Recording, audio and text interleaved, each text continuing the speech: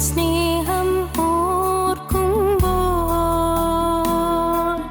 നന്ദിയാൽ പാടും ഞാൻ. ഒന്നുമില്ലായ്മയിൽ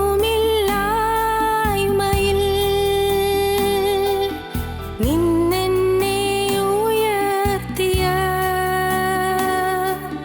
നിൻ സ്നേഹം ഓർക്കുമ്പോൾ നന്ദിയാൽ പാടും ഞാൻ. നീ എന്നെ സ്നേഹിപ്പാൻ ഞാനെന്തുള്ളൂ നാഥാ. നീ എന്നെ ഓർക്കുവാൻ എൻ ഗൃഹം എന്തുള്ളൂ.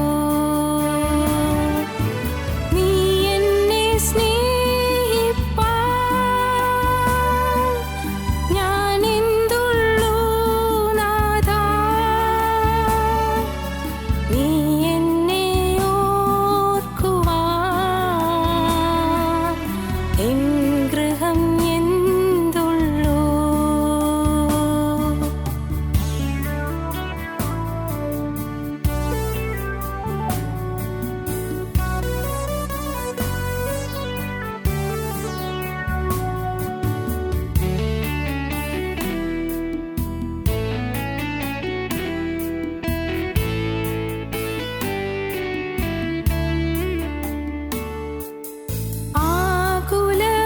ആകുലവേളകളിൽ ആശ്വാസമായി നീ ഭാരത്തിൻ നാളതിൽ അത്താണിയായി നീ. ആകുലവേളകളിൽ ആശ്വാസമായി നീ ഭാരത്തിൻ നാളതിൽ അത്താണിയായി നീ. നീ എന്നെ സ്നേഹിപ്പാൻ ഞാനെന്തുള്ളൂ നാഥാ. നീ എന്നെ ഓർക്കുവാൻ എൻ ഗൃഹം എന്തുള്ളൂ. നീ എന്നെ സ്നേഹിപ്പാൻ ഞാനെന്തുള്ളൂ നാഥാ. നീ എന്നെ ഓർക്കുവാൻ എൻ ഗൃഹം എന്തുള്ളൂ.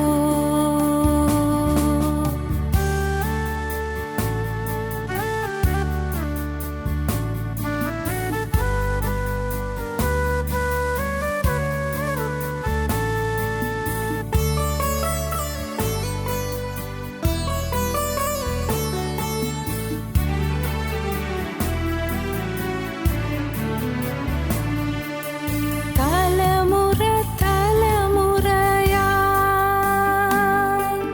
കരുതുന്ന ദൈവമേ, നിൻ സ്നേഹത്തിൻ ആഴം ആർക്കു വർണ്ണിച്ചിടാൻ. തലമുറ തലമുറയായി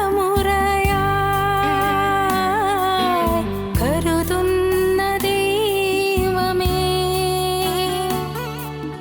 നിൻ സ്നേഹത്തിൻ ആഴം ആർക്കു വർണ്ണിച്ചിടാൻ.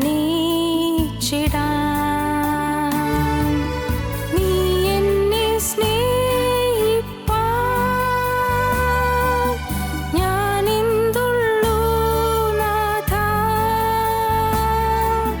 നീ എന്നെ ഓർക്കുവാൻ എൻ ഗൃഹം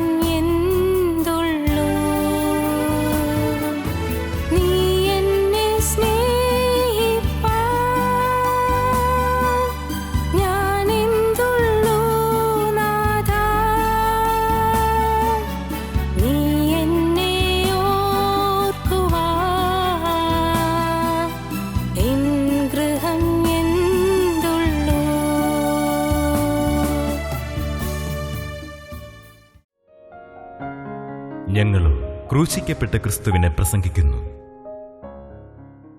ദൈവത്തിന് സ്തോത്രം. എന്തിന് ഭയപ്പെടണം പ്രിയപ്പെട്ടവരെ? അതാണ് നമ്മുടെ ജീവിതത്തിൽ നമുക്ക് ഒരു വ്യക്തമായൊരു ധാരണ ഉണ്ടായിരിക്കണം. വ്യക്തമായ ധാരണ. ഞാൻ ആരുടെ പിന്നാലെ പോകുന്നു? ആരോടാണ് ഞാനൊരു വാക്ക് പറഞ്ഞത്? ആരാണ് എന്നോടൊരു വാക്ക് പറഞ്ഞത്? അദൃശ്യനായ ക്രിസ്തു എന്നെ കണ്ടിരിക്കുന്നു, അവൻ എന്നെ വിളിച്ചിരിക്കുന്നു, അവൻ എൻ്റെ പേര് ചൊല്ലി വിളിച്ചിരിക്കുന്നു, അവൻ്റെ പേര് ചൊല്ലി വിളിച്ചിരിക്കുന്നു, അവൻ എൻ്റെ അരമുറുക്കിയിരിക്കുന്നു, അവൻ എൻ്റെ നാഥനായ എൻ്റെ ജീവിതത്തിലേക്ക് കടന്നു വന്നിരിക്കുന്നു, എൻ്റെ ആകുലങ്ങളെല്ലാം അവൻ ഏറ്റെടുത്തിരിക്കുന്നു, എൻ്റെ ആവശ്യങ്ങളെല്ലാം അവൻ ഏറ്റെടുത്തിരിക്കുന്നു, എൻ്റെ കാര്യങ്ങൾ അവൻ ഏറ്റെടുത്തിരിക്കുന്നു, ഞാൻ അവൻ്റെ വകയാണ്. ഹല്ലേലൂയ, ദൈവത്തിന് സ്തോത്രം. ഇങ്ങനെയുള്ള ഒരു കാഴ്ചപ്പാട് നമുക്ക് വന്നാൽ ഭയത്തിന് ആവശ്യമില്ല. സന്തോഷത്തോടെ ദൈവത്തെ നിങ്ങൾക്ക് ആനന്ദത്തോടെ പാടി വാഴ്ത്തിപ്പാടി സ്തുതിക്കാം. സ്തോത്രം. ഇതെല്ലാം കേട്ട് കഴിഞ്ഞപ്പോൾ ഈ അപരിചിതനായ ആൾ അവരോട് പറഞ്ഞു, അയ്യോ ബുദ്ധിഹീനരെ, പ്രവാചകന്മാർ പറഞ്ഞ എല്ലാം വിശ്വസിക്കാത്ത മന്ദബുദ്ധികളെ, നിങ്ങൾ മന്ദബുദ്ധികളാണല്ലോ. നിങ്ങൾ ഈ നസ്രായനായ യേശുവിനെക്കുറിച്ചൊക്കെ പറയുന്നതുകൊണ്ട് പോകുന്നു. നിങ്ങൾക്കറിയാമോ, ഈ യേശുവിനെക്കുറിച്ച് പ്രവാചക പുസ്തകങ്ങളിലൊക്കെയും പറഞ്ഞിട്ടുണ്ട്. നിങ്ങൾ യഹൂദന്മാർ പഴയതൊക്കെ വായിക്കുന്നവരും പഠിക്കുന്നവരൊക്കെ ആണല്ലോ. നിങ്ങൾക്കറിയരുതോ, ഈ നസ്രായനായ യേശുവിനെക്കുറിച്ച് പഴയതിലൊക്കെയും പറഞ്ഞിട്ടുണ്ട്. മോശ തുടങ്ങിയ എല്ലാ പ്രവാചകന്മാരും പറഞ്ഞിട്ടുണ്ട്. മോശ തുടങ്ങിയുള്ള പ്രവാചകന്മാരെല്ലാം യേശുവിൻ്റെ വരവിനെക്കുറിച്ചും യേശു ചെയ്യുന്ന പ്രവൃത്തികളെക്കുറിച്ചും എല്ലാം മുൻകൂട്ടി പറഞ്ഞിട്ടുണ്ട്. യേശു ക്രൂശിക്കപ്പെടുമെന്നും, യേശു അടിപ്പിണരുകളിൽ കേൾക്കേണ്ടി വരുമെന്നും, യേശു വേദനിച്ച് പൊളയേണ്ടി വരുമെന്നും, യേശു ഏകാഗിയെ ക്രൂശിക്കപ്പെടുമെന്നും, യേശുവിനെ കുറ്റം പറഞ്ഞ് അവർ ക്രൂശിക്കുമെന്നും എല്ലാം മുൻകൂട്ടി എഴുതിയിട്ടുണ്ടല്ലോ.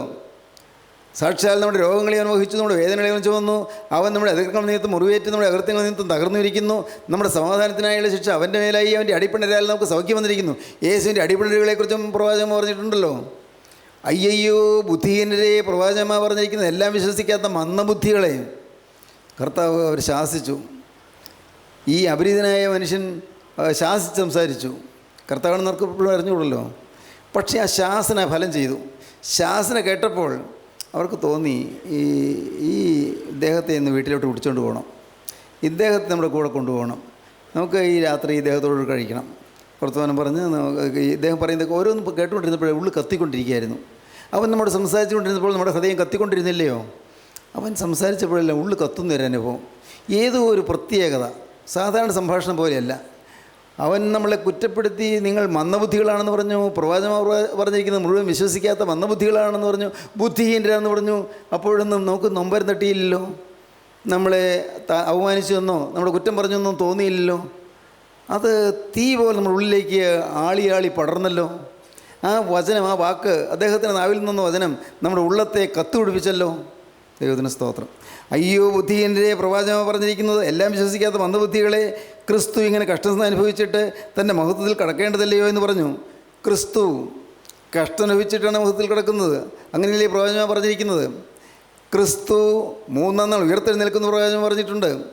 മോശ തുടങ്ങി എല്ലാ പ്രവാചകന്മാരും എഴുതിയ പുസ്തകങ്ങളിലെല്ലാം വിശദമായിട്ട് ക്രിസ്തുവിനെക്കുറിച്ച് പറഞ്ഞിട്ടുണ്ട്, മുൻകൂട്ടി പറഞ്ഞിട്ടുണ്ട്. ക്രിസ്തു ഇങ്ങനെ കഷ്ടം അനുഭവിച്ചിട്ട് തൻ്റെ മഹത്വത്തിൽ കടക്കേണ്ടതല്ലയോ എന്ന് പറഞ്ഞു.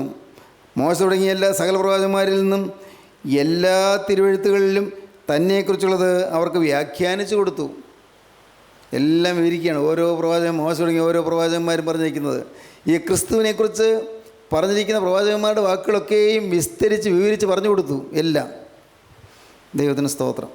പ്രിയപ്പെട്ടവരെ, യേശു കൂടെ നടന്നാൽ നമുക്ക് എല്ലാം പറഞ്ഞു തരും. എല്ലാം അറിയാൻ പാടില്ലാത്ത വിഷയങ്ങൾ പറഞ്ഞു തരും. ദൈവത്തിന് സ്തോത്രം.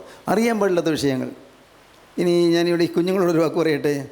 നിങ്ങൾ പരീക്ഷ എഴുതാനിരിക്കുമ്പോൾ ചിലപ്പോൾ ക്വസ്റ്റ്യൻ പേപ്പർ വായിച്ച് കഴിയുമ്പോൾ ഈ കണ്ണ് എന്താ ഇരുട്ടുന്നു, കണ്ണ് ഇരുട്ടി പോകുന്നു, കണ്ണ് കാണുന്നില്ല എന്നുള്ളത് തോന്നുന്നു. നിങ്ങൾക്ക് എന്താണ് എഴുതേണ്ടതെന്ന് അറിയാൻ വയ്യാതെ പോകുന്നു. കാരണം ചോദ്യങ്ങളെല്ലാം കിട്ടി, പക്ഷേ അതിനെന്താ ആൻസർ എല്ലാം മറന്നുപോയി, ബ്ലാങ്ക് ആയിപ്പോയി. മനസ്സ്, ബുദ്ധിമണ്ഡലം അങ്ങ് ശൂന്യമായിപ്പോയി, ഒന്നും ഓർക്കുന്നില്ല. അയ്യോ എന്തു വേണ്ടു കർത്താവേ. അപ്പോൾ നിങ്ങൾ ചെയ്യേണ്ടത്, നിങ്ങൾ ആ ക്വസ്റ്റ്യൻ പേപ്പർ വേണമെങ്കിൽ താഴെ വെച്ചോളൂ. നിങ്ങളുടെ ആൻസർ പേപ്പറിൻ്റെ മീതെ ക്വസ്റ്റ്യൻ പേപ്പർ വെച്ചിട്ട് നിങ്ങളുടെ പേനയും അവിടെ വെച്ചിട്ട് കൈ രണ്ടും അവിടെ താഴ്ത്തി വെച്ചിട്ട് ഒരു സെക്കൻഡ്, എൻ്റെ കർത്താവേ എൻ്റെ ബുദ്ധിയെ തുറക്കണമേ, എൻ്റെ കർത്താവേ എൻ്റെ ഹൃദയത്തെ തുറക്കണമേ, എൻ്റെ കർത്താവേ എൻ്റെ ഓർമ്മയെ തുറക്കണമേ, എൻ്റെ യേശുവേ നീ എൻ്റെ രക്ഷകനല്ലേ, ഞാൻ നിൻ്റെ മകനല്ലേ, ഞാൻ നിന്നോട് വാക്ക് പറഞ്ഞവനല്ലേ, അന്ത്യത്തോളം നിൻ്റെ കൂടെ നടക്കുമെന്ന് ഞാൻ തീരുമാനിച്ചതല്ലേ? കർത്താവേ, എൻ്റെ ഹൃദയം നിനക്ക് ഞാൻ തുറന്നു തന്നതല്ലേ? ഇപ്പോൾ ഇതാ ഞാൻ വിഷമസന്ധിയിലായിരിക്കുന്നു. എനിക്കിത് ശരിയായിട്ട് എഴുതണമെന്ന് ആഗ്രഹമുണ്ട്. എൻ്റെ കർത്താവേ, ഇപ്പോൾ നിൻ്റെ ആണിപ്പാടുള്ള കരം നീട്ടി എൻ്റെ ഈ വലം കരത്തിൽ ഒന്ന് പിടിക്കണേ, മുറുകെ പിടിച്ചുകൊള്ളണേ കർത്താവേ. ഇനി ഈ പരീക്ഷ എഴുതി തീരുന്നവരെയും നിൻ്റെ കരം എന്നെ മുറുകെ പിടിച്ചുകൊള്ളണേ. സ്തോത്രം. നിങ്ങളുടെ പേന പിന്നെ ചലിക്കുന്നത് നിങ്ങളറിയില്ല. പേന ചലിച്ചു തുടങ്ങും, എഴുതി തുടങ്ങും. എഴുതുമ്പോൾ നിങ്ങൾ വിജയശ്രീലാളിതരായി പുറത്തു വരും. സ്തോത്രം. പ്രിയപ്പെട്ടവരെ, നിങ്ങൾ കേൾക്കൂ, ഇതൊക്കെ അനുഭവമാണ് ഈ പറയുന്നത്. സ്തോത്രം. ഞാൻ ഇനി വീണ്ടും അതൊക്കെ അനുഭവങ്ങൾ വീണ്ടും ആവർത്തിച്ച് പറയുന്നില്ല.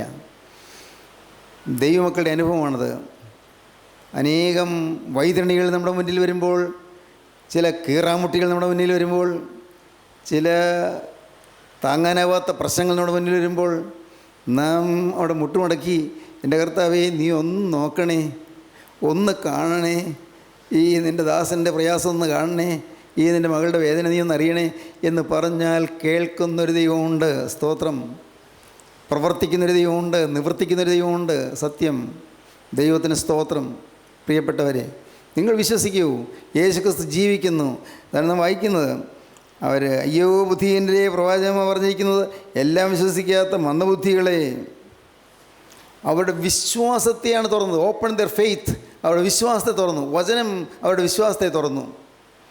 വിശ്വാസം തുറന്നു. ദൈവത്തിന് സ്തോത്രം. Jesus Christ open there faith. അവരുടെ വിശ്വാസത്തെ കർത്താവ് തുറന്നു. അയ്യോ മന്ദബുദ്ധികളെ എന്ന് പറഞ്ഞ് ശാസിക്കുകയാണ്. നിങ്ങൾ ബുദ്ധിഹീനരാണെന്ന് പറഞ്ഞ് ശാസിക്കുകയാണ്. പ്രവാചകന്മാർ പറഞ്ഞിരിക്കുന്നത് എല്ലാം വിശ്വസിക്കാത്ത അവിശ്വാസികളാണെന്ന് പറഞ്ഞ് ശാസിക്കുകയാണ്. നോക്കൂ, ആ ശാസന പിന്നിൽ സ്നേഹമുണ്ട്. ആ ശാസനയുടെ പിന്നിൽ ഒരു വലിയ വാത്സല്യമുണ്ട്. ഇവർ 3.5 കൊല്ലം എൻ്റെ പിന്നാലെ നടന്നവരല്ലേ? ഇവർക്ക് ഇപ്പോൾ വചനം വിശ്വസിക്കാൻ സാധിക്കുന്നില്ലാതെ ഇവർ വിഷമിക്കുകയല്ലേ? ശാസന വരുന്നു, അപ്പോൾ കാര്യം തിരുത്തുന്നു, തെറ്റ് തിരുത്തുന്നു. ഉടനെ സുബോധം വരുന്നു. സ്തോത്രം. മോശ തുടങ്ങി എല്ലാ പ്രവാചകന്മാരും യേശുവിനെക്കുറിച്ച് പറഞ്ഞിരിക്കുന്നത്, സകല പ്രവാചകന്മാരിൽ നിന്നും എല്ലാ തിരുവെഴുത്തുകളിലും തന്നെക്കുറിച്ചുള്ളത് അവർക്ക് വ്യാഖ്യാനിച്ചു കൊടുത്തു. Open the word of God. ദൈവത്തിൻ്റെ വചനം തുറന്നു കൊടുത്തു. Open there faith and open the word of God. ദൈവത്തിൻ്റെ വചനം അവർക്ക് വ്യാഖ്യാനിച്ചു കൊടുത്തു. ഇതെല്ലാം നമുക്ക് കിട്ടും. ഇന്ന് നിങ്ങൾക്കത് പ്രാപിക്കാം. നിങ്ങളുടെ വിശ്വാസത്തെ കർത്താവ് തുറന്നു തരും. അവിശ്വാസ ചിന്തകൾ നിങ്ങളുടെ മനസ്സിലേക്ക് കൂടെ വരും. അവിശ്വാസ ചിന്തകൾ പലതും നിങ്ങൾ കേട്ട് പോകുന്നു, പക്ഷേ പിന്നെ അവിശ്വാസം കൊണ്ട് അതെല്ലാം മൂടിപ്പോകുന്നു. അത് മാറിയിട്ട് നിങ്ങൾക്ക് വിശ്വാസം വരും. വിശ്വാസം നിങ്ങളുടെ ജീവിതത്തിൽ വന്നിട്ട് നിങ്ങളുടെ ഹൃദയം തുറക്കും, നിങ്ങളുടെ കണ്ണ് തുറക്കും, നിങ്ങളുടെ ബോധം തുറക്കും, നിങ്ങളുടെ ബുദ്ധി തുറക്കും, വിശ്വാസം തുറക്കും. Open there faith. അവരുടെ വിശ്വാസം തുറന്നു. ദൈവത്തിന് സ്തോത്രം. ഇന്നെനിക്ക് തോന്നുന്നു നമ്മൾ അനേകം പേരും വിശ്വാസം തുറക്കാതെ അടഞ്ഞിരിക്കുന്നവരാണ്. വേണ്ടത് വിശ്വാസമില്ല. നിങ്ങൾ പ്രാർത്ഥിക്കുന്നുണ്ട്, പക്ഷേ ആരോട് പ്രാർത്ഥിക്കുന്നു? അത് നിങ്ങൾക്ക് വിശ്വാസമില്ല. എല്ലാം കാണുകയും കേൾക്കുകയും ചെയ്യുന്നൊരു ദൈവമുണ്ട്. ഈ കൂട്ടായ്മയിലേക്കാളും അതീതനായ ഒരു ദൈവമുണ്ട്. സ്വർഗത്തേക്കാൾ ഉന്നതനായി തീർന്നൊരു ക്രിസ്തുവുണ്ട്. പവിത്രൻ, നിർദോഷൻ, നിർമ്മലൻ, പാപികളോട് വേർവിട്ടവൻ, സ്വർഗത്തേക്കാൾ ഉന്നതനായി തീർന്നവൻ. ഇങ്ങനെയുള്ള ഒരു മഹാപുരുഷനല്ലോ നമുക്ക് വേണ്ടിയത്. പ്രിയപ്പെട്ടവരെ, അവൻ പവിത്രനാണ്, അവൻ നിർദോഷനാണ്, അവൻ നിർമ്മലനാണ്, പാപികളോട് വേർവിട്ടവനാണ്, സ്വർഗത്തേക്കാൾ ഉന്നതനായി തീർന്നവനാണ്. ഈ യേശു സകലിൽ ഉയർന്നു നിൽക്കുന്നു. ഒരു വചനം പറയും ദൈവത്തിനേക്കാൾ എത്രയോ ഉയരത്തിൽ നിൽക്കുന്നു. സ്തോത്രം. വിശ്വാസം തുറന്നാൽ നമുക്കത് മനസ്സിലാക്കും. നമ്മൾ വിശ്വാസം തുറക്കണം. നമ്മുടെ വിശ്വാസം ഇന്ന് അടഞ്ഞിരിക്കുകയാണ്. വിശ്വാസം അടഞ്ഞിരിക്കുന്നു. വിശ്വാസം തുറക്കുക. ദൈവത്തിന് സ്തോത്രം. നിങ്ങളുടെ ഹൃദയത്തിൽ വിശ്വാസം ഉണ്ടാകുക. ഒരു ദൈവമുണ്ട്, അവൻ എന്നെ കാണുന്നു, അവൻ എന്നെ സ്നേഹിക്കുന്നു. ദൈവഭയം ഉണ്ടായിരിക്കുക. ഇന്ന് നമ്മുടെ കൂട്ടായ്മയിലുള്ളവർക്ക് വചനം കേട്ട് ഇപ്പോൾ ഞാൻ പറഞ്ഞില്ലേ, ഒരു ചെടുപ്പ് വന്നിരിക്കുകയാണ്, മരവിപ്പ് വന്നിരിക്കുകയാണ്, തഴപ്പിപ്പ് വന്നിരിക്കുകയാണ്. എന്താ പറയുന്നതൊക്കെ അറിയാം. പലവട്ടം കേട്ട കാര്യങ്ങൾ, പല പ്രാവശ്യം കേട്ടതായ പ്രസംഗങ്ങൾ, അല്ല ഒരാൾ തന്നെ ഇതൊക്കെ പറഞ്ഞുകൊണ്ടിരിക്കുന്നു, ഒരാൾ തന്നെ പറയുന്നു, ഒരാൾ തന്നെ പറയും, എന്നെ അത് തന്നെ. ദൈവമുണ്ട്, എന്നെ അവൻ കാണുന്നുണ്ട്, എന്നെ എപ്പോഴും കാണുന്നുണ്ട്, എൻ്റെ ഹൃദയം അവൻ കാണുന്നുണ്ട്, എൻ്റെ മനസ്സിൻ്റെ സ്ഥിതി അവൻ അറിയുന്നുണ്ട്, എൻ്റെ ജീവിതത്തിലെ രൂക്ഷമായ പ്രശ്നങ്ങളെല്ലാം അവൻ അറിയുന്നുണ്ട്. ഞാൻ പറയാതെ തന്നെ അവനറിയാം എന്തെല്ലാമാണ് എൻ്റെ പ്രശ്നങ്ങൾ, എന്തെല്ലാമാണ് എൻ്റെ കേടുകൾ, എന്തെല്ലാമാണ് എൻ്റെ പ്രതിസന്ധികൾ, എൻ്റെ ജീവിതത്തിൽ നേരിടുന്നതായ ആ പ്രതിസന്ധികൾ എന്തെല്ലാമാണ്. ഇതെല്ലാം അവൻ കാണുന്നുണ്ട്, അവൻ അറിയുന്നുണ്ട്. അതിനെല്ലാം പരിഹാരം തരാൻ അവൻ ശക്തനുമാണ്, പരിഹാരം തരാൻ അവൻ തയ്യാറാണ്. പിന്നെന്താണ്? നാം ചെല്ലുന്നില്ല, നാം ആവശ്യപ്പെടുന്നില്ല. നാം ബുദ്ധി തുറന്ന് അവൻ്റെ അരികിലേക്ക് ചെന്നാൽ, നമ്മുടെ കണ്ണ് തുറന്ന് അവനെ കണ്ടാൽ, നമ്മുടെ വിശ്വാസം തുറന്ന് അവനെ സമീപിച്ചാൽ, അപ്പോൾ നമുക്ക് അനുഗ്രഹങ്ങൾ നിറപടിയായി ലഭിക്കും. സ്തോത്രം. അങ്ങനെയാണല്ലോ പഴയകാലത്തെ പരിശുദ്ധന്മാർ നിന്നത്, പുണ്യപിതാക്കന്മാർ നിന്നത്. അങ്ങനെയല്ലേ? വിശ്വാസത്തിൽ അടിയുറച്ചു നിന്നിരുന്നു. മോശ കർത്താവിനെ അഗ്നിപ്പടർപ്പിൽ, മുൾപ്പടർപ്പിൽ കണ്ടു. മോശ വിശ്വസിച്ചു, ദൈവത്തിൻ്റെ ശബ്ദം വിശ്വസിച്ചു. മോശയെ മോശയെ എന്ന് വിളിക്കുന്ന ശബ്ദം മോശ കേട്ടു, ശബ്ദം വിശ്വസിച്ചു. സ്നേഹിതരെ, ഞാൻ നിങ്ങളോട് പറയട്ടെ, നിങ്ങൾക്കറിയാമോ, ദൈവത്തിൻ്റെ ശബ്ദം നിങ്ങൾക്ക് കേൾക്കാം. ദൈവത്തിൻ്റെ ശബ്ദം അത് നിങ്ങളുടെ കാതുകളിൽ മുഴങ്ങുന്നത് നിങ്ങൾക്ക് കേൾക്കാം. നിങ്ങളുടെ കാതുകളിൽ നിന്ന് അലയടിച്ചിട്ട് അത് അനുരണനം ചെയ്യുന്നു എന്ന് പറഞ്ഞാൽ അത് പ്രതിധ്വനിക്കുന്നത് നിങ്ങൾക്ക് കേൾക്കാം, പ്രതിധ്വനിക്കും. നിങ്ങളുടെ കാതുകളിൽ ദൈവത്തിൻ്റെ ശബ്ദം കേൾക്കാം. നിങ്ങൾ വാസ്തവമായി വിശുദ്ധരായി നിൽക്കുകയാണെങ്കിൽ ദൈവത്തിൻ്റെ ശബ്ദം കേട്ടുകൊണ്ട് നിങ്ങൾക്ക് പോകാം. ദൈവത്തിൻ്റെ ശബ്ദം എല്ലായ്പ്പോഴും കേൾക്കുന്ന ഞാൻ പറയുന്നില്ല, എല്ലായ്പ്പോഴും കേൾക്കുന്ന അനുഭവം എനിക്ക് കിട്ടാറില്ല. പക്ഷേ എല്ലായ്പ്പോഴും കേൾക്കുന്ന ഞാൻ പറയുന്നില്ല. പക്ഷേ ഒന്ന് ഞാൻ പറയാം, നിങ്ങൾ ദൈവത്തിൻ്റെ ശബ്ദം കേൾക്കും. ഓരോ ചുവടുവെപ്പിലും ദൈവത്തിൻ്റെ ശബ്ദം കേട്ടുകൊണ്ട് നിങ്ങൾക്ക് പോകാം. എങ്ങനെയാണ് പോകേണ്ടതെന്ന് ദൈവം നിങ്ങളോട് സംസാരിക്കും. ഞാൻ ബികോമിനാണോ ചേരേണ്ടത്, ഞാൻ ഇനി മാത്മാറ്റിക്സ് ആണോ എടുക്കേണ്ടത്, അതോ ഞാൻ എഞ്ചിനീയറിംഗിനാണോ പോകേണ്ടത്, അല്ല എനിക്ക് മെഡിസിന് പോകണമെന്ന് ആഗ്രഹമുണ്ട്, മെഡിസിനാണോ പോകേണ്ടത്, ഞാൻ എൻട്രൻസ് ടെസ്റ്റ് ഇതാക്കി കിട്ടുമോ, ഇതൊന്നും നിങ്ങൾ ചോദിക്കാൻ ആരുടെ അടുക്കൽ വരണ്ട. അതൊന്നും ആവശ്യമില്ല. നിങ്ങൾ ദൈവത്തെ സ്വന്തം രക്ഷിതാവായി കർത്താവായ യേശുക്രിസ്തുവിനെ സ്വീകരിച്ചിട്ട് നിങ്ങൾ കർത്താവായ യേശുവിനോട് പറയണം, കർത്താവേ, എൻ്റെ ഭാവി ഞാൻ നിനക്ക് തന്നതല്ലേ, ഈ ആയുസ് നിന്നെ ഞാൻ ഏൽപ്പിച്ചതല്ലേ, എൻ്റെ ദേഹവും ദേഹിയും ആത്മാവും ഞാൻ നിൻ്റെ കരങ്ങളിലേക്ക് പകർന്നതല്ലേ, തന്നതല്ലേ, ഇനി ഞാൻ എങ്ങനെയാണ് പോകേണ്ടത് അവിടെ തീരുമാനിച്ചുകൊള്ളുക. എനിക്ക് ആഗ്രഹമുണ്ട്, മെഡിസിൻ കിട്ടണമെന്ന് ആഗ്രഹമുണ്ട്. വേണ്ടെങ്കിൽ വേണ്ട, നീ തരുന്നില്ലെങ്കിൽ വേണ്ട. തരാൻ നിനക്ക് ശക്തിയുണ്ടെന്ന് ഞാൻ വിശ്വസിക്കുന്നു. ഞാൻ എനിക്കതിനുള്ള കഴിവുണ്ടായിട്ടല്ല, നിനക്ക് എന്നോട് കൃപയുള്ളത് കൊണ്ട് നീ എനിക്ക് തരാൻ ശക്തനാണെന്ന് ഞാൻ വിശ്വസിക്കുന്നു. എൻ്റെ ആഗ്രഹം ഞാൻ നിന്നോട് പറയുകയാണ്, കർത്താവേ, നീ എനിക്ക് ഒരു അഡ്മിഷൻ തരണം. ഇങ്ങനെ നിങ്ങൾ അനുഭവിക്കണം, യേശുവിനെ അടുത്തനുഭവിക്കണം.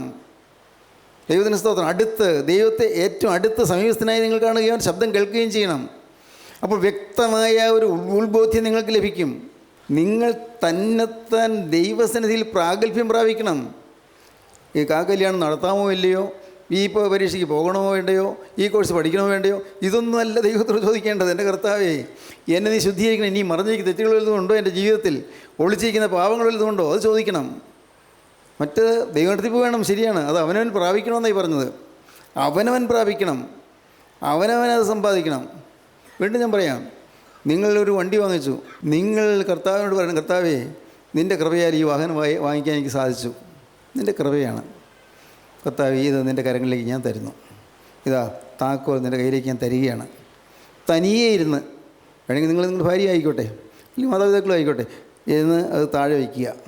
കർത്താവേ, ഈ താക്കോൽ നിൻ്റെ കയ്യിലേക്ക് തന്നിരിക്കുന്നു, ഇനി ഞാൻ നിൻ്റെ മഹത്വത്തിന് വേണ്ടി ഞാനിത് ഉപയോഗിക്കും, നിൻ്റെ മഹത്വത്തിന് വേണ്ടി. ദൈവത്തിന് സ്തോത്രം. അങ്ങനെ ഒരു പുതിയ സമീപനം നമുക്ക് വരണം. വേറെ ആരെയും കാണാൻ പോകരുത്, വേറെ ആരെയും അറിയിക്കാൻ പോകരുത്, വേറെ ആരും വാഴ്ത്താൻ നിങ്ങൾ ശ്രമിക്കരുത്. ഒരു വീട് വയ്ക്കാൻ തുടങ്ങുന്നു, വീട് വയ്ക്കാൻ തുടങ്ങുമ്പോൾ വാനന്തൊക്കെ വെട്ടിക്കഴിഞ്ഞു, തറക്കല്ലിടണം, സാറേ ഒന്ന് തറക്കല്ലിടണം. മീനിങ്ലെസ്, അതുകൊണ്ടൊരു കാര്യവുമില്ല. ഇപ്പം ഞാൻ വന്ന് തറക്കല്ലിട്ടുന്നതുകൊണ്ട് ഒരു പ്രയോജനം ഉണ്ടാവില്ല. നിങ്ങളുടെ ഉള്ളിൽ ക്രിസ്തു ഉണ്ടെങ്കിൽ ആ വീട്ടിൽ ക്രിസ്തു ഉണ്ടാകും. നിങ്ങളുടെ ഉള്ളിൽ ക്രിസ്തു ഉണ്ടെങ്കിൽ ആ വീട്ടിൽ ക്രിസ്തു ഉണ്ടാകും. ഇവിടെ വന്ന് അനുവാദം ചോദിച്ചിട്ട് വേണ്ട നിങ്ങൾക്ക് നിങ്ങളുടെ പൈസ കൊണ്ട് നിങ്ങൾ വീട് വയ്ക്കുന്നതിന്. ഞാൻ പറയുന്നതൊക്കെ നിങ്ങൾക്ക് മനസ്സിലാകുന്നുണ്ടോ? എൻ്റെ പ്രിയപ്പെട്ടവർ, ഞാനിത് നിങ്ങളെ നേർവഴി കാണിച്ചു തരികയാണ്. പലരും ഇതൊന്നും അറിയാതെ പാവപ്പെട്ടവർ അവർ വരുന്നത് എനിക്കറിയാം. പാവപ്പെട്ടവർ ഒന്ന് വാഴ്ത്തു തന്നാൽ അനുഗ്രഹമാണെന്ന് വിചാരിക്കുന്നു. അതൊന്നും സാക്ഷാത്തായ അനുഗ്രഹമല്ല. പ്രാർത്ഥിക്കാം, ശരിയാണ്, പ്രാർത്ഥിച്ചാൽ കർത്താവ് കേൾക്കുകയും ചെയ്യും, അത് ശരിയാണ്. പക്ഷേ നിങ്ങൾ തനിയെ പ്രാർത്ഥിക്കണമെന്ന് ഞാൻ പറഞ്ഞത്. നിങ്ങൾ തനിയെ പ്രാർത്ഥിച്ച് നിങ്ങൾക്ക് അത് സമർപ്പിക്കാൻ സാധിക്കണം. നിങ്ങൾ പലരും മൂഢവിശ്വാസത്തിലാണ്. വിശ്വാസം തുറക്കണമെന്നായി പറഞ്ഞത്. മൂഢവിശ്വാസം, അബദ്ധവിശ്വാസം, തെറ്റായ വിശ്വാസം, ഈ ധാരണകളൊക്കെ മാറണം. വ്യക്തികളിലേക്കുള്ള ആശ്രയം മാറണം. സ്തോത്രം. നാളെ ഒരു ദിവസം എനിക്ക് പറയാൻ പറ്റിയില്ലെങ്കിലോ, ഇത് അതുകൊണ്ടാണ് ഇപ്പോൾ പറയുന്നത്.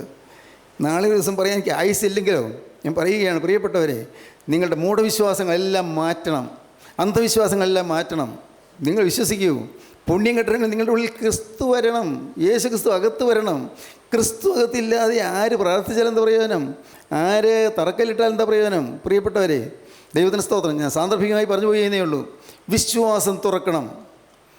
നമ്മുടെ വിശ്വാസം, അന്ധവിശ്വാസങ്ങൾ മാറണം, അബദ്ധജടിലമായ ആചാരങ്ങൾ മാറണം. എല്ലാം ഈ തീർത്ഥയാത്രകളെല്ലാം ഇന്നൊരു ഒരു ചടങ്ങായിപ്പോയി. കഷ്ടം. പശുദ്ധന്മാരുടെ കബറിടത്തിലേക്ക് പോകുന്ന തീർത്ഥയാത്രകളുണ്ട്. നടന്നു തന്നെ പോയാൽ പുണ്യമാണെന്ന വിചാരം. പാവപ്പെട്ട ആളുകൾ ഇതൊക്കെ അങ്ങ് വിശ്വസിച്ച് പോകുന്നു. തീർത്ഥയാത്ര. ഇങ്ങനെയെല്ലാം ഉള്ള ചില ചീത്ത ആചാരങ്ങളും ചീത്ത വിശ്വാസങ്ങളും നിങ്ങൾക്ക് ചിലർക്ക് നോക്കുന്നുണ്ടാവില്ലേ? ഇങ്ങനെ കുറച്ചിട്ട് എനിക്കറിയാം, പലർക്കും ഇഷ്ടപ്പെടില്ല. പക്ഷേ ഞാൻ പറയാതിരിക്കാൻ പറ്റില്ലല്ലോ. ഈ അന്ധവിശ്വാസങ്ങളെ കടപുഴക്കി എറിയണം, എല്ലാം പറിച്ചെടുത്തെറിഞ്ഞ് കളയണം ഹൃദയത്തിൻ്റെ ഇടയിൽ. പ്രിയപ്പെട്ടവരെ, സ്ഥാനം നോക്കിയോ നല്ല എഞ്ചിനീയറെ കൊണ്ടുവന്നിട്ട് വേണമെങ്കിൽ വെളിച്ചം കിട്ടുന്ന സ്ഥലമാണോ വെള്ളം കിട്ടുന്ന സ്ഥലമാണോ ഇതൊക്കെ നോക്കിക്കോ. അല്ലാതെ ഈ സ്ഥാനം നോക്കുക എന്നൊക്കെ പറയുന്നതൊക്കെ തെറ്റായ ചില വിശ്വാസങ്ങളാണ്. ദൈവത്തിന് സ്തോത്രം. ഇതൊക്കെ നമ്മുടെ ഇടയിൽ നിന്ന് ഇതെല്ലാം മാറിപ്പോകണ്ടേ? എല്ലാം ഞാൻ പറയുന്നത് കടപുഴക്കി എറിയണ്ടേ എല്ലാം. വിഷുഫലം നോക്കുക, കൈരേഖ നോക്കുക. ഇതൊന്നും വിശ്വസിക്കരുത്. നിങ്ങളതിൻ്റെ പുറകെ പോകരുത്. ലക്ഷണം നോക്കുക, മഷിയിട്ട് നോക്കുക. ഇതൊക്കെ ആഭിചാരമാണ്, ക്ഷുദ്രപ്രയോഗമാണ്, മന്ത്രവാദമാണ്, അതെല്ലാം പിശാചിനുള്ളതാണ്. ഇതൊന്നും നോക്കരുത്. നിങ്ങൾ ധീരമായി ക്രിസ്തുവിൽ ആശ്രയിച്ചോട്ട് പോകൂ. ക്രിസ്തുവിൽ ആശ്രയിച്ചുകൊണ്ട് ഒരു മന്ത്രവാദിക്കും നിങ്ങളൊന്നും ചെയ്യാൻ സാധിക്കുകയില്ല. ഒരു മന്ത്രവാദ ദോഷവും നിങ്ങളുടെ മേൽ ഫലിക്കുകയില്ല. ആഭിചാരം യാക്കോബിന് പറ്റുകയില്ല. ലക്ഷണവിദ്യ ഇസ്രായേലിനോട് ഫലിക്കുകയുമില്ല. ദൈവജനത്തിന് ഈ മന്ത്രവാദമൊന്നും ചെയ്താൽ ഒന്നും ഫലിക്കുകയില്ല. നിങ്ങൾ വിശ്വസിക്കുമോ? ഈ അത് ഏതാണ്ട് ചെയ്തിട്ടുണ്ട്. എൻ്റെ കൊച്ച് പരീക്ഷയ്ക്ക് മാർക്ക് കിട്ടാതെ പോയി. അതുകൊണ്ട് അയൽവക്കത്തുള്ള ആ സ്ത്രീ അല്ലെങ്കിൽ അയാളുടെ കൊച്ചിനെതിരായിട്ട് മന്ത്രവാദം ചെയ്തു, അതുകൊണ്ട് എൻ്റെ മോന് മാർക്ക് കിട്ടിയില്ല. നിങ്ങൾക്ക് പറയുന്ന ആളുകളുണ്ട്. തെറ്റായ വിശ്വാസങ്ങൾ. പ്രിയപ്പെട്ടവരെ, വിശ്വാസം തുറക്കുക, സത്യവിശ്വാസം തുറക്കുക.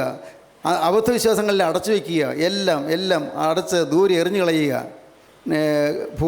ഭൂതം ഈ മുക്കുവൻ്റെ വലയിൽപ്പെട്ടു. എങ്ങനെയാ? ഒരു കുടം കിട്ടി. മുക്കുവൻ മീൻ പിടിക്കാൻ എറിഞ്ഞുകൊണ്ടിരിക്കുക. കുടം കിട്ടി. ഈ കുടം വലിയ സന്തോഷമായി. വല്ല നിധി കാണും എന്ന് വിചാരിച്ചു. നിധി അല്ല, സ്വർണ്ണക്കുംഭം മറ്റും ആയിരിക്കും എന്ന് വിചാരിച്ചു.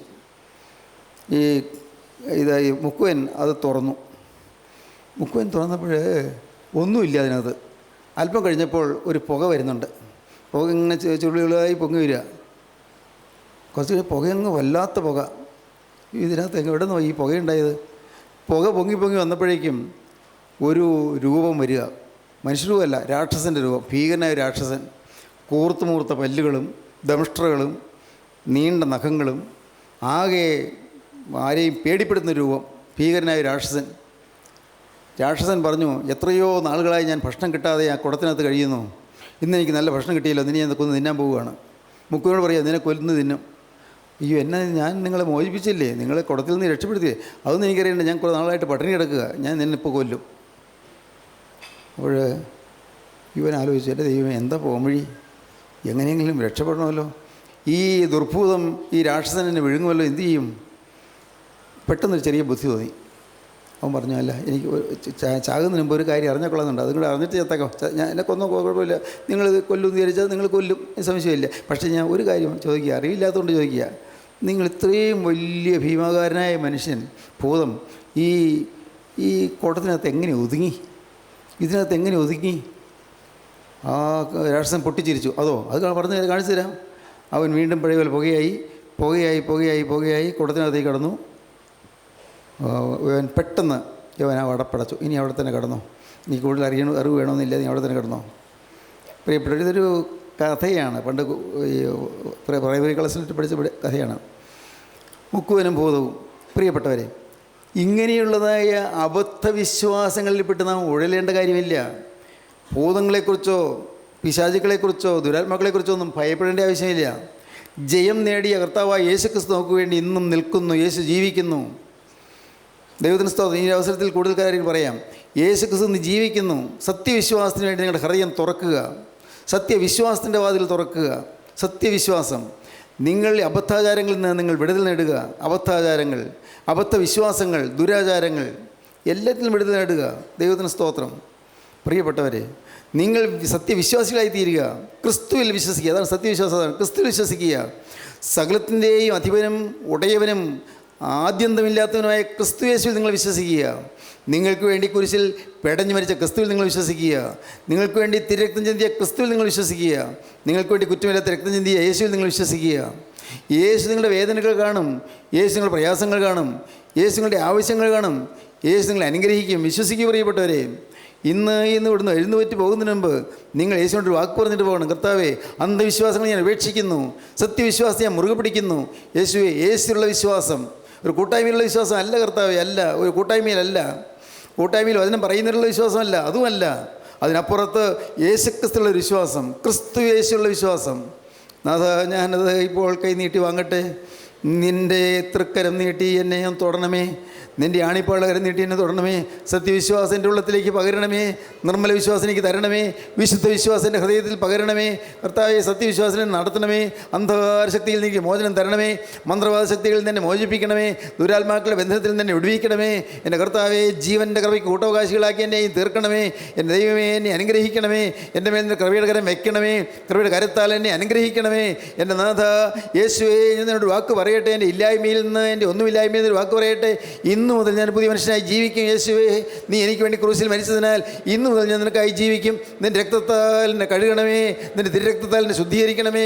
എൻ്റെ പഴയ പാപങ്ങൾ ഓർക്കല്ലേ, എൻ്റെ അകൃത്യങ്ങൾ ഓർക്കല്ലേ. എല്ലാം എന്നോട് കണക്കിടല്ലേ കർത്താവേ. എല്ലാ പാപവും മാറ്റുന്ന ക്രിസ്തുവിൻ്റെ രക്തത്താൽ എന്നെ ഇപ്പോൾ കഴുകി വെടിപ്പാക്കി വിശുദ്ധീകരിച്ച് ഒരു പാവം ചെയ്യാത്തതിനെ പോലെ എന്നെ നിർത്തണമേ. യേശുവേ, എന്നെ പുതുക്കണമേ, എന്നെ പുതുതാക്കണമേ. എനിക്ക് വിശ്വാസത്തിന് കണ്ട് തുറന്നു തരണമേ. വിശ്വാസം തുറന്ന് എന്നെ അനുഗ്രഹിക്കണമേ. Hallelujah, hallelujah. ഇങ്ങനെ നിങ്ങൾക്ക് ജീവിതത്തിൽ വ്യക്തമായി സത്യവിശ്വാസത്തിൽ പോകണമെന്ന് ആഗ്രഹമുള്ളവർക്ക് നിങ്ങളുടെ കരങ്ങളെ ഉയർത്താം. ഹല്ലേലൂയ. രക്ഷക, ജീവനുള്ള ദൈവമേ, കരുണയുള്ള കർത്താവേ, ഈ നല്ല സമയത്തിനായി ഞങ്ങൾ നിന്നെ സ്തുതിക്കുന്നു, ഞങ്ങൾ നിന്നെ സ്തോത്രം ചെയ്യുന്നു. ഞങ്ങളുടെ ഹൃദയത്തിൽ സത്യവിശ്വാസം ഉറപ്പിച്ചു തരുന്ന കൃപയ്ക്കായി സ്തോത്രം. അന്ധവിശ്വാസങ്ങളിൽ നിങ്ങൾ വിടുവിക്കുന്നതിനായി സ്തോത്രം കർത്താവേ. അബദ്ധാചാരങ്ങളിൽ നിങ്ങൾ മോചിപ്പിക്കുന്നതിനായി സ്തോത്രം കർത്താവേ. അപ്പോൾ ഇന്ന് ഈ വചനം കേട്ട് എല്ലാവരെയും അനുഗ്രഹിക്കണമേ. എല്ലാവരുടെ മേലും തൃക്കരം വയ്ക്കണമേ. അനുഗ്രഹിക്കണമേ കർത്താവേ. രക്തത്താൽ നിൻ്റെ മക്കളെ അവിടെ നിന്ന് അഭിഷേകം ചെയ്യണമേ കർത്താവേ. യേശു ക്രിസ്തുവിൻ്റെ പരിശുദ്ധാത്മാവിൻ്റെ നിറവിൻ്റെ അഭിഷേകത്താൽ ഈ മക്കളെ അവിടെ അനുഗ്രഹിക്കണമേ കർത്താവേ. എല്ലാവരെയും അനുഗ്രഹിക്കണമേ. എല്ലാ നന്മകളിൽ നിറയ്ക്കണമേ. പുതിയ ജീവിതത്തിനുള്ളതായി കരുത്ത് നൽകണമേ. യേശു ക്രിസ്തുവിൻ്റെ മഹത്വമുള്ള നാമത്തിൽ പ്രാർത്ഥിക്കുന്ന കൃപയോടെ കേൾക്കണമേ. ആമീൻ. ഹല്ലേലൂയ.